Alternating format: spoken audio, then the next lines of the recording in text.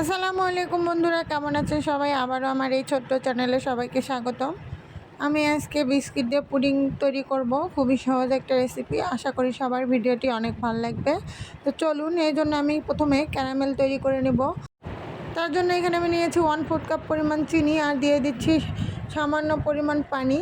এখন এটাকে ভালোভাবে নেড়েচেড়ে নিয়ে ক্যারামেল তৈরি করে নিতে হবে। ক্যারামেল কিন্তু অল্প আঁচে তৈরি করে নিতে হয়, বেশি হিট দিলে ক্যারামেল পুড়ে গেলে সেটা খেতে মোটেও ভাল লাগে না, তেতা তেতা লাগে। তো আমার এখানে ক্যারামেলটা প্রায় রেডি হয়ে গিয়েছে। এখন এটাকে আমি চুলা থেকে নামিয়ে ফেলবো। ক্যারামেলটা নামিয়ে যে বাটিতে আমি পুডিং তৈরি করব সে বাটিতে এখন আমি ঢেলে নিচ্ছি। ঢেলে নিয়ে এখন ক্যারামেলটা পুরো বাটিতে এভাবে ধরে ঘুরে ঘুরে আমি ছড়িয়ে দিব, যাতে ক্যারামেলটা পুরো বাটি হয়।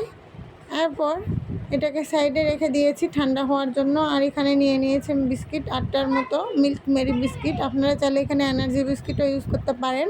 তারপর দিয়েছি 1 কাপ পরিমাণ গরুর দুধ। তারপর দিয়ে দেব 2টা ডিম।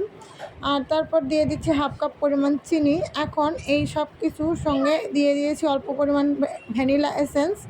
সব কিছু একসঙ্গে এখন আমি ব্লেন্ড করে নেব। আর ব্লেন্ড করা হলে পুডিংয়ের বাটিটাতে পুডিংয়ের ব্যাটারটা দিয়ে ঢাকনা দিয়ে ঢেকে দিব। তারপর একটা কড়াইয়ে পর্যাপ্ত পরিমাণ পানি নিয়ে সেটাতে আমি পুডিংয়ের বাটিটা বসিয়ে দেব। 20 থেকে 30 মিনিটের মতো আমি এটাকে জাল করে নিব। আর 20 থেকে 30 মিনিট পর আপনাদের আমি এটা দেখাচ্ছি। এটা হয়ে গিয়েছে। আর এটাকে এখন আমি চুলা থেকে নামিয়ে ফেলছি।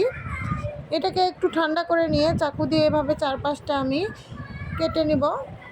আর কেটে নেওয়া হয়ে গেলে এটাকে এখন আমি মোল্ড আউট করব। তো খুবই সহজ বিস্কিটের পুডিং রেসিপি, বাড়িতে একবার হলেও ট্রাই করে দেখবেন। খেতেও কিন্তু অসম্ভব মজা, বাচ্চারা চেটেপুটে খেয়ে নেবে। আমার এই ভিডিওটা আপনাদের যদি ভালো লাগে অবশ্যই চ্যানেলটি সাবস্ক্রাইব করে পাশে থাকার অনুরোধ রইল।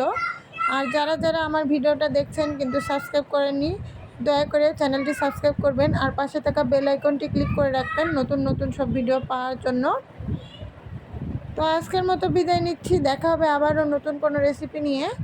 ভালো থাকবেন সবাই, আল্লাহ হাফেজ।